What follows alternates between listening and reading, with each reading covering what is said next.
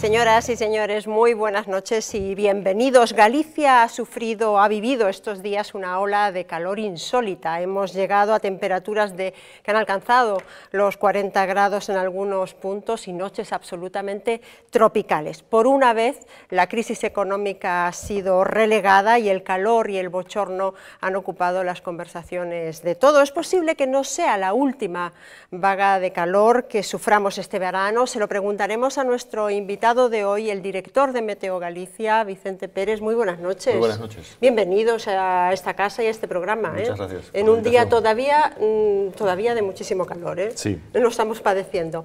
Le presento a los colegas periodistas que me acompañan esta noche. Está con nosotros nuestra colaboradora habitual, María Méndez. ¿Cómo estás, María? Estupendamente, un poco calor, pero estupendamente. Gracias. Pepe Castro a su lado, también acalorado, evidentemente. No podía ser de otra forma, ¿no? En el otro extremo de la mesa, el presidente de todos nosotros, de los periodistas de Galicia, Arturo Maneiro. ¿Cómo estás, Arturo? Buenas noches. Pues muy bien, en una cálida noche. Cálida noche de verano. Noche de verano. A su lado, nuestra colaboradora habitual, la periodista Ana Peón. ¿Qué tal, Ana? Bienvenida. Hola, buenas noches. Encantada de que haya llegado el verano. Y finalmente, el periodista, colaborador de Galicia Opina, escritor Jacinto Ruiz. ¿Qué tal, Jacinto? Muy buenas noches a todos y esperemos, noches. a pesar de este calor, que dure mucho. Que dure. Señor Vicente Pérez, en junio yo creo que yo estaba por lo menos todavía con calefacción. En mi casa se encendía prácticamente sola y ahora nos vemos con una ola de calor increíble. ¿Esto es normal? Es la pregunta del millón. Vamos a ver, estamos sufriendo durante los últimos años unos fenómenos asociados a variabilidad climática que tienen que ver con la zonificación meridional que estamos sufriendo en Europa en los últimos años. ¿Esto qué quiere decir? Fundamentalmente, debido al cambio climático, los polos se están deshelando. El gradiente térmico entre el Ecuador y el Polo Norte es menor. Como consecuencia, la corriente del chorro es más sinusoidal y, por tanto, sufrimos periodos de mucho frío o tormentas o periodos muy cálidos en el otro extremo, ¿no? Ahí, por ejemplo, en mayo, a principios de mayo, si no recuerdo mal, por citar un ejemplo, todavía estaban a menos 40 grados en Moscú, 3 semanas después estaban a más 40 grados en mismo Moscú.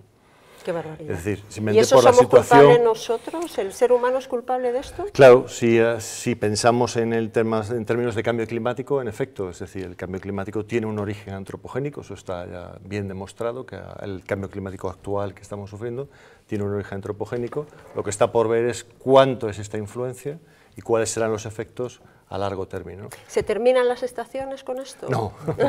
Quiero decir, porque la primavera ha sido absolutamente inusual, ¿no? En absoluto, simplemente que, pues se dan situaciones, lo dice el IPCC, el informe del IPCC en su momento que se publicó hace unos años, y el nuevo que está a punto de salir para el año que viene, si no recuerdo mal, pues va en la misma dirección. Los fenómenos adversos tenderán a ocurrir con mayor frecuencia, ¿no?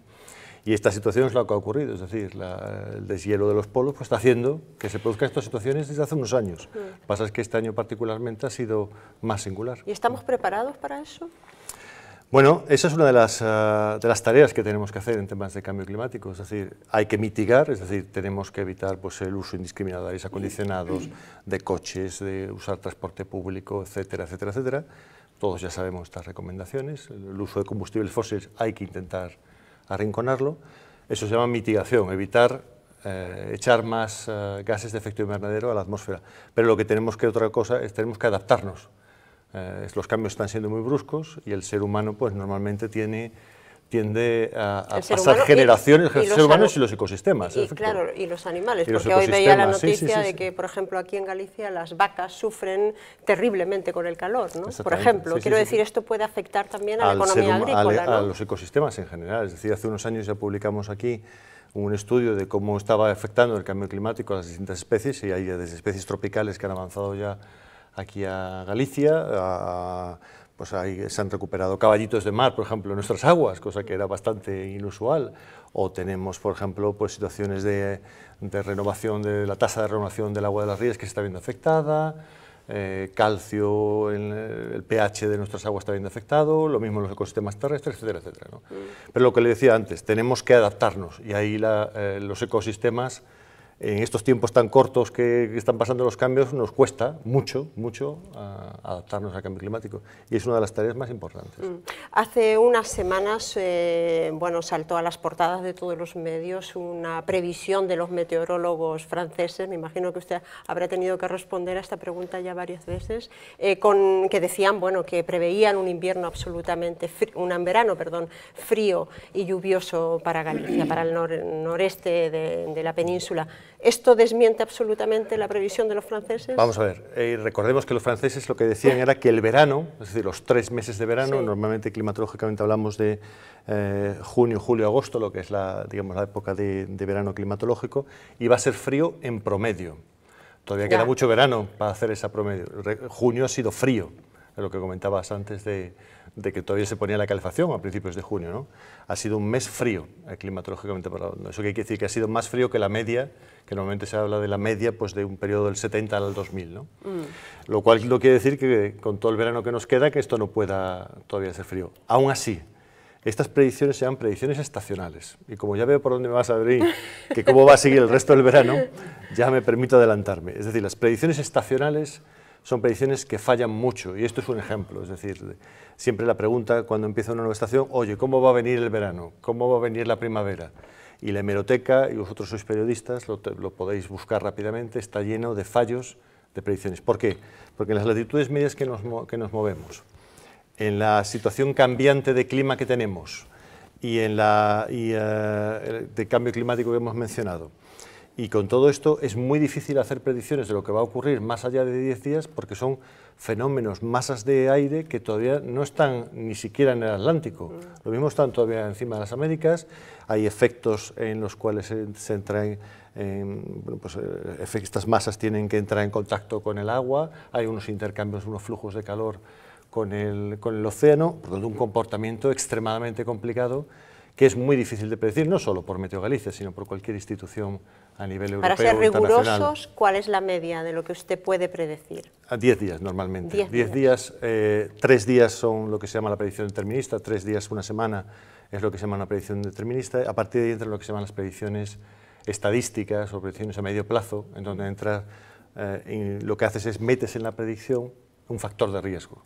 Sí, pues dices, va a haber un 70% de probabilidad de lluvia o va a haber un 50%. Entonces, de alguna forma te estoy devolviendo la pelota. En función de tu actividad y del riesgo que tú quieras sufrir en esa actividad, pues podrás tener en cuenta ese porcentaje de una forma o de otra. Es decir, si vas a ir al trabajo, te va a dar igual que si hay un 50% o 70% de lluvia. Pues acogerás o no el paraguas, a 10 días vista. Pero si tu plan es que adentro de 10 días tienes que hacer esta entrevista ahí fuera en el campo, pues probablemente te implique que con un 50% de probabilidad ya empieces a pensarte en alquilar una carpa. ¿De acuerdo? Bueno, ¿es posible que esta ola de calor vuelva, se repita? Sí, sin problemas. Es posible que ocurra, no sería la primera vez que tenemos 2 olas de calor en el mismo mes. ¿En los próximos 10 días? En los próximos 10 días no. En los próximos 10 días no, seguiremos sufriendo altas temperaturas, habrá una sensación un poco más de bochorno. Curiosamente hemos tenido mucho calor, pero poco bochorno, porque ha sido calor seco. Ahora van a entrar las nieblas por la zona de las rías y tendremos también en el interior, en los próximos días, alguna que otra tormenta, más o menos intensa, que dejará humedad en la atmósfera y eso hará que tengamos una sensación de bochorno que, bueno, pues lo hará más interesante. Más interesante. Arturo, comenzamos por la punta. A ver. Vamos a ver, yo en plan técnico le preguntaría si Galicia y la agencia gallega tiene el equipamiento suficiente como para hacer las predicciones o para llevar a cabo el desarrollo de las funciones propias, puesto que últimamente también se comentaba si podían desaparecer las agencias autonómicas, este tipo. Estamos perfectamente equipados y somos una entidad competente en España, diríamos. Vamos a ver, yo creo que sí. O sea, quizás la pregunta no me la tenéis que hacer a mí, la pregunta hay que hacérsela a otros, ¿no? Yo creo que sí, que estamos suficientemente preparados y llevamos 15 años demostrándolo día a día y yo creo que hemos ido ganándonos la confianza de los gallegos a lo largo de estos últimos 15 años. Y cuando hablo de los gallegos no hablo solamente de la gente de la calle, sino hablo de los distintos ámbitos de la sociedad. Vosotros, los periodistas, Recibimos actualmente 50 llamadas al día de distintos medios de comunicación que llaman para que entremos en directo, que demos una predicción, etcétera, etcétera, televisiones que usan nuestra predicción, etcétera, etcétera. Estamos preparados en términos de observación, tenemos una red meteorológica que ofrece todos los datos en abierto para cualquier persona y que es la única red del Estado, aparte de los aeropuertos, que tiene un sistema de acreditación ISO 9001. Tenemos un radar meteorológico de última generación a nivel del Estado, es el único que permite la distinción de meteoros, etc. En fin, en redes de observación podríamos seguir en detalle.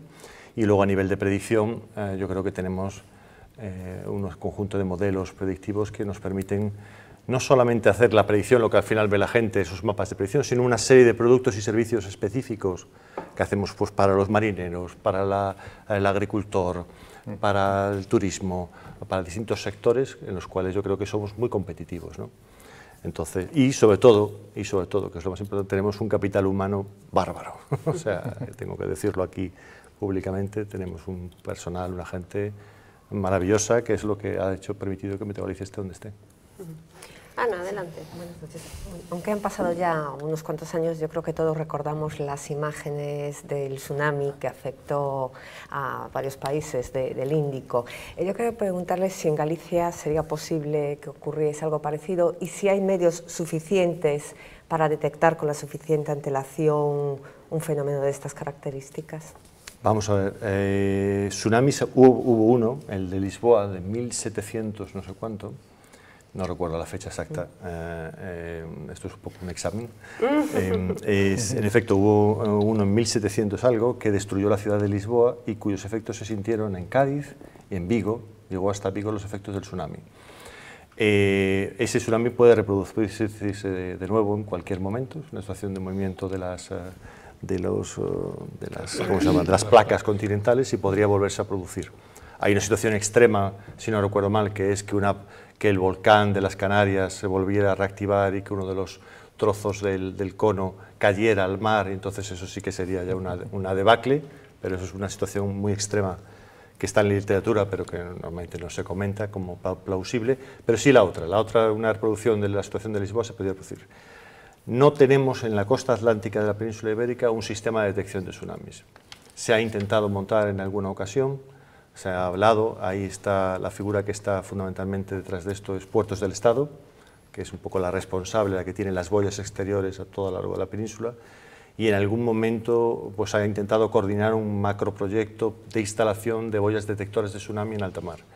Hoy por hoy eso no existe, no se ha detectado y no se ha montado, y por tanto la detección tendría que ser a nivel geológico, detectando el movimiento de tierras y como consecuencia pues, haciendo esa predicción, esa alerta para separarse de lo que sería las costas y en fin, lo que hemos visto en películas y tal.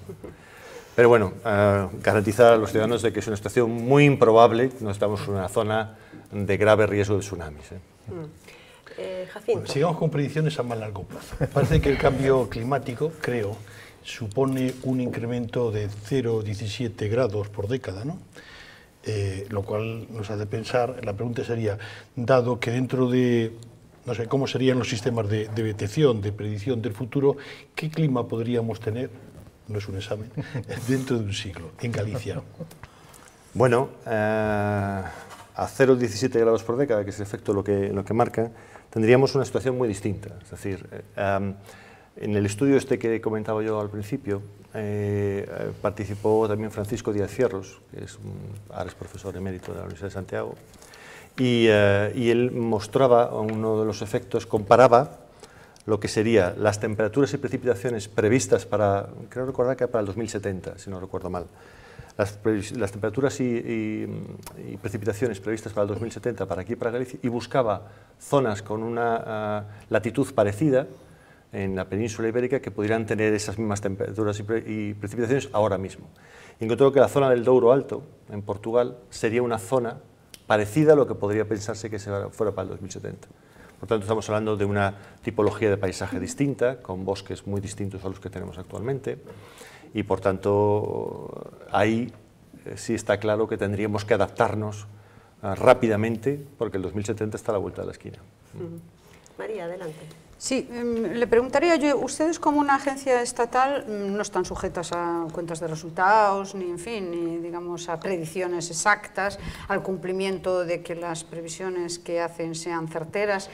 ¿Qué instrumento de fiabilidad tienen para realmente saber si están apuntando en la buena dirección en las previsiones que hacen día a día o si por el contrario después mucha gente, muchos de la población dicen, bueno, es que como siempre lo dice Meteo Galicia, pues parece que es palabra de Dios y no siempre es así, ¿no? Yo creo que sí que estamos sujetos a esas cuentas de resultados, que es a la opinión pública.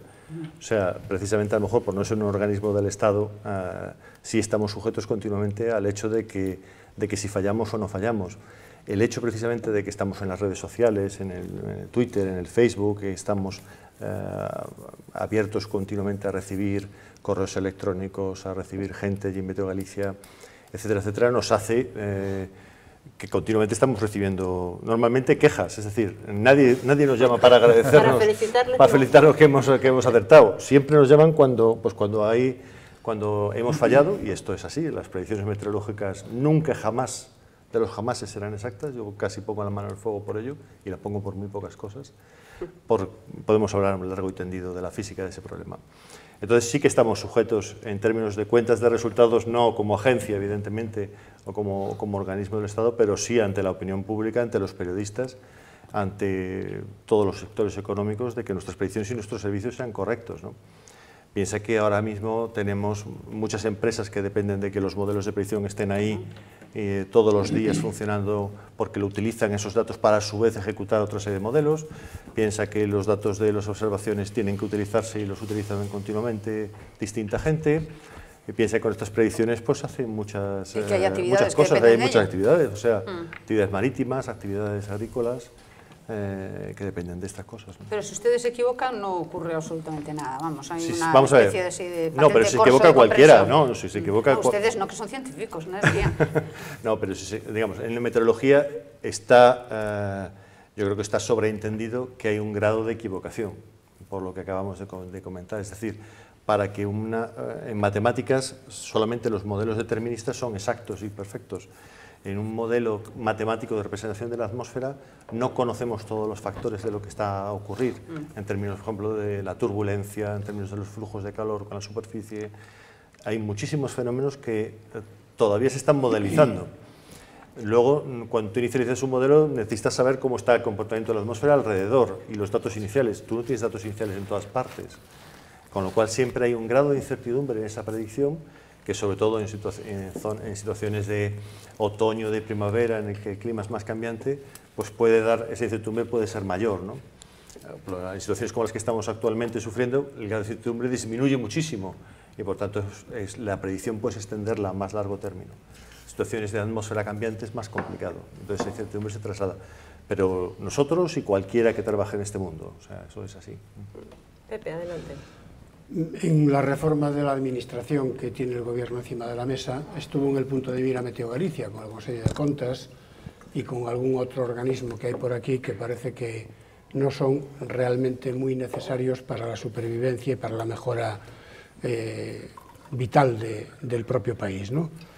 Si usted fuera llamado a un Consejo de la Xunta donde el presidente con sus conselleiros está planteándose suprimir Meteo Galicia o no suprimirla, ¿qué 2 o 3 razones le daría para que este servicio permaneciera en Galicia?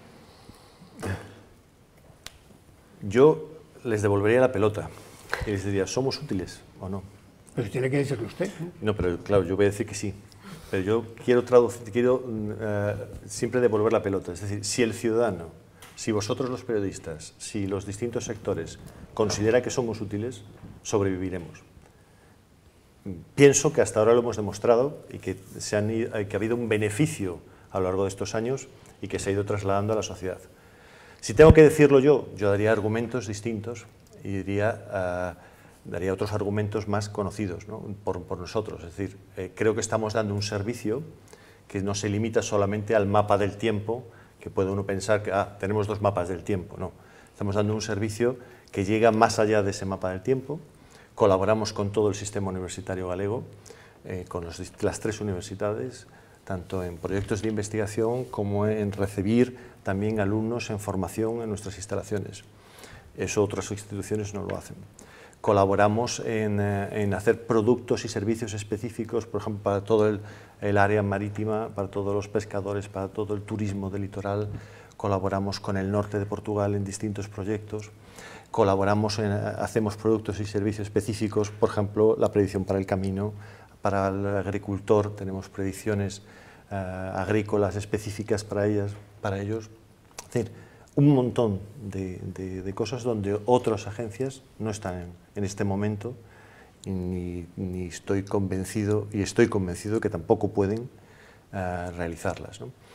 Asimismo, lo que comentábamos antes, una red de observación perfectamente acreditada, con unos datos disponibles en Internet para cualquiera que los pida, unas salidas de modelos meteorológicos, oceanográficos y de oleaje que están disponibilizados al usuario también mediante protocolos estándares que pueden ser utilizados por cualquier persona desde Estados Unidos hasta África, porque son completamente estándares y libres para que cualquiera pueda cogerlos, y que poquito a poco está haciendo que actualmente ya tenemos 50 empresas, entre organismos científicos y empresas, vamos a ser más correctos, que están utilizando estos datos de estos modelos. Y eso es poco a poco. Y eso va calando en el tejido empresarial, va calando en los distintos sectores y va quedando un pozo que hace que se vayan utilizando esta información, ¿no? Queda claro. ¿Qué sinergias, una segunda pregunta, abundando en lo mismo, para diferenciar el servicio gallego? ¿Qué sinergias tienen con el Servicio Meteorológico Nacional? Sinergias. Tenemos un convenio de colaboración firmado desde hace ya, yo creo que fue de los primeros convenios de colaboración en meteorología que se firmaron a nivel del Estado. Esto se firmó en la época de Fraga, yo creo que uno de los primeros gobiernos de Fraga. No recuerdo ahora mismo el momento, creo que fue, no recuerdo ahora mismo. Y sí, que está publicado en el BOE, en el cual la colaboración es de intercambio, por ejemplo, de datos de las estaciones meteorológicas y colaboración en algunos proyectos de investigación. Entonces, las relaciones con la delegación territorial en Coruña son buenas. Yo conozco perfectamente al director de allí, a Francisco, y nos llevamos correctamente. Vamos. Jacinto tenía otra pregunta. Sí, bueno, yo no sé si de alguna forma ha quedado totalmente... que ha respondido exactamente a la pregunta de Pepe, porque yo quería saber, además de las predicciones, ¿en qué otros sistemas de investigación está inmerso Meteo Galicia? Y una otra pregunta, ¿cuánto hay de física y cuánto hay de estadística en las predicciones? Las predicciones son, contestando desde el final, las predicciones son predicciones con modelos numéricos, o sea, para predecir tienes que saber el comportamiento de la atmósfera en el futuro. La única solución es integrando ecuaciones diferenciales parciales que simulan el comportamiento del fluido llamado atmósfera y las interfaces con el suelo, con las superficies y con el entorno, digámoslo así, con la estratosfera, etcétera, etcétera. Entonces, esas ecuaciones tenemos que resolverlas en superordenadores por la cantidad de información que se maneja. Aquí en Galicia disponemos del CESGA, el Centro de Supercomputación de Galicia, que nos ha permitido desarrollar todo lo que hemos desarrollado a nivel predictivo en Galicia en los últimos 15 años. Entonces, por tanto, son simulaciones físicas o simulaciones determinísticas, ¿no? No hay lo que pasa es que cuando se hacen predicciones a muy largo término, el error que vas cometiendo va alargándose, va creciendo. Entonces, para evitar eso, lo que se hace es se ejecutan muchos modelos y se hace un ensamble, un promedio de estos modelos. ¿Qué es la estadística? Que es estadística, pero se hace a base de modelos físicos, o modelos deterministas, ¿vale? Por eso es un poco mezcla. Entonces, lo que das es, por ejemplo, probabilidad de ocurrencia de determinado fenómeno. La probabilidad de que se superen 10 litros en una hora. Eso es la probabilidad que hablábamos antes, ¿vale? Y respecto a qué otras cosas estamos en este momento, bueno, en ese proceso que estamos siempre inmersos en Meteo Galicia, siempre intentando mejorar los productos que ofrecemos. En estos momentos estamos cambiando la predicción marítima. Vamos a añadir una nueva zona, distinguiendo en la zona del Ártabro, distinguiendo una nueva área para hacer la predicción marítima, añadiendo nuevas variables. Sacamos ahora una predicción para playas, para las 700 playas que hay en Galicia. Y también vamos a sacar una aplicación específica para lo que es todo el tema de las rutas, para que la gente pueda planificar la ruta que quiere hacer, de senderismo, del camino. Una aplicación para móviles, supongo. Sí, pues es una aplicación que te va a permitir planificar esa ruta en función del tiempo. ¿Han tenido alguna presión de empresarios para que no den malas noticias que nos fastidia el turismo? No, no hay, o sea, no hay. María tiene Sí, otra pregunta. algo que está muy arraigado en la creencia popular es lo de las temporadas. ¿Entran ustedes muchas veces en litigio con las previsiones que se hacen desde esa perspectiva o están absolutamente de acuerdo y tienen una base científica? No tienen base científica. Ninguna. Acaba usted de Ese romper es un una de golpe los... tremendo Pues sí, para eso la de creencia tan 40 de popular. mayo no es te quites admisible, el ¿eh? ensayo, no es verdad. No, esos son refranes basados... Una cosa son los refranes y otra cosa es el tema de las temporadas. Los refranes normalmente están basados pues, en una estadística climatológica, en efecto. Lo del 40 de mayo, pues bueno, pues va sumando, abril, digamos, aguas mil, exactamente, abril, la aguas mil, experiencia. este tipo de cosas. Muchas veces también importamos refranes que no son propios, a lo mejor de Galicia, que los importamos de Castilla y que los importamos o de otras zonas de España y que han calado aquí y que a lo mejor por la época del tiempo no son los apropiados. Pero el tema de las témporas, tengo que decirlo y lo digo públicamente, no hay una base científica. Pues acaba usted de romper uno de los mayores tópicos del país. Bueno, para terminar, díganos realmente un poquito más de 10 días, a ver cómo viene el resto del verano que nos queda. Bueno, pues por lo que acabo de decir, no puedo decir. No puede. No Más hay, de 10 días, nada. No, porque es que uno puede, y me va a permitir la frase, patinar. Patinar de Estrepitosamente, forma ¿no? estrepitosamente. Y luego le de llamarán por este estilo. teléfono para quejarse, sí, ¿no? Sí, como a los pobres franceses. Vicente Pérez, muchísimas A gracias. Ha vosotros. sido un placer que responda aquí a nuestras preguntas en un tema tan candente, porque nunca mejor dicho la expresión candente. Pues sí. Muchísimas gracias y muy buenas noches. Muy bien, buenas noches. Hacemos una pequeña pausa de 2 minutos y volvemos con la actualidad del día. Hasta ahora.